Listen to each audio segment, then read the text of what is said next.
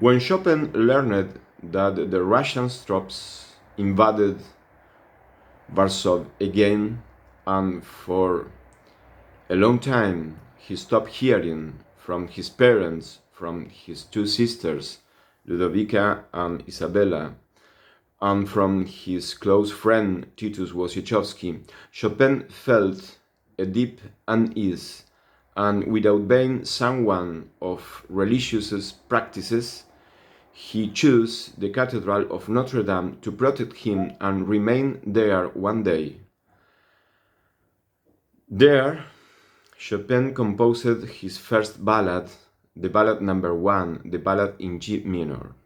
This piece is the first work of that incomparable master that I heard discovering vinyl records from my father's disco around my 12 years. This piece is moved me to point that I spent days thinking about it.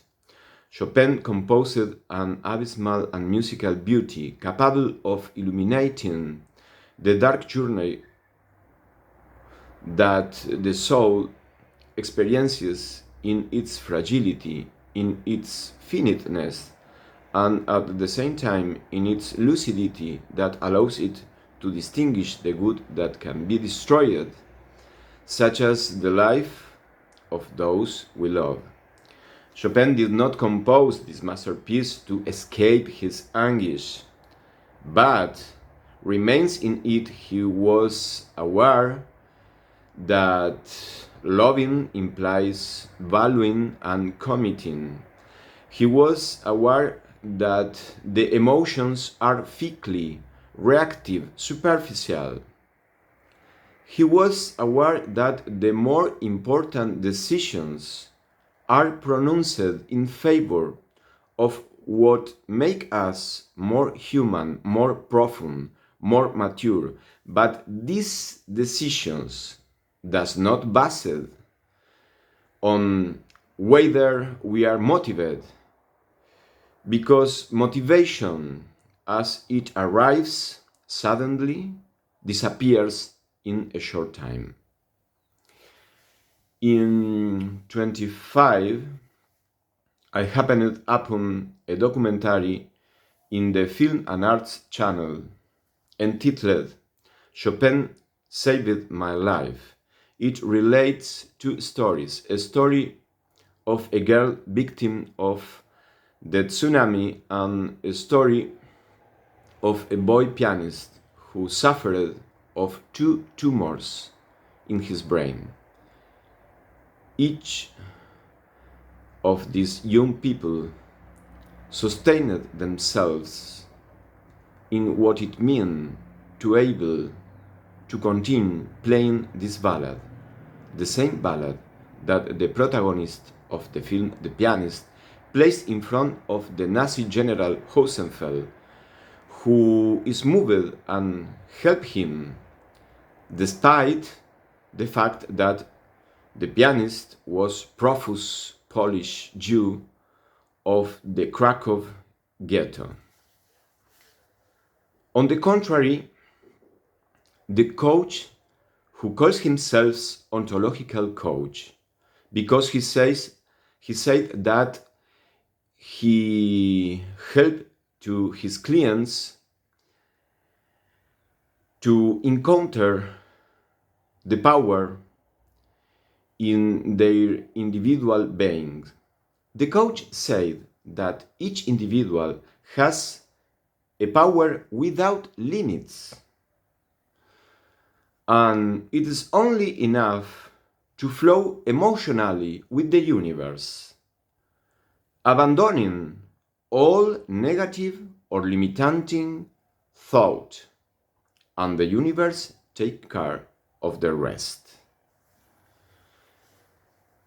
This coach wants that his client to be convinced that he can live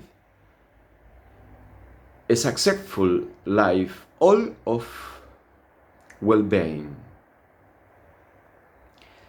But this is always linked with an economic growth, which make the world like a big market, confusing life with an amusement park. This coach, who calls himself ontological coach, does not say about death. He does not say that death is the horizon before which all meaning for life vanishes.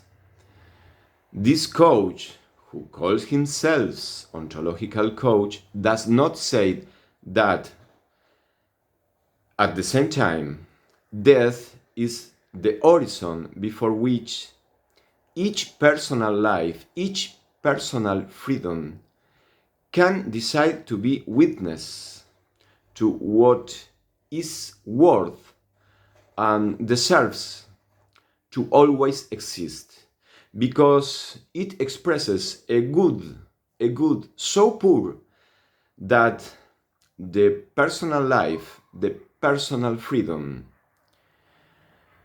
that can decide to be witness to this good, find and realize an infinite truth valid for whole humanity.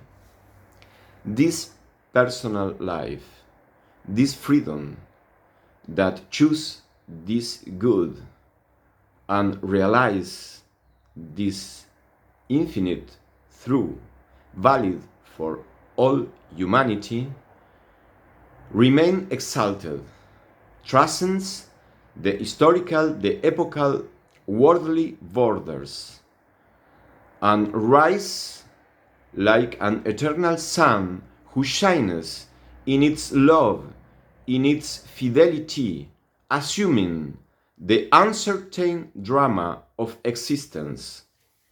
But no client will pay any coach to hear these things, because only in these things, only in these things, the true crossroad of the spiritual life becomes present, to which this coach, who calls himself ontological coach, profanes, selling it under the guise of search for their own well-being, before which nothing and nobody has a real value unless it is part of our pleasant entertainments. Because the ontological challenge contradicts the spurious interest of the coaching.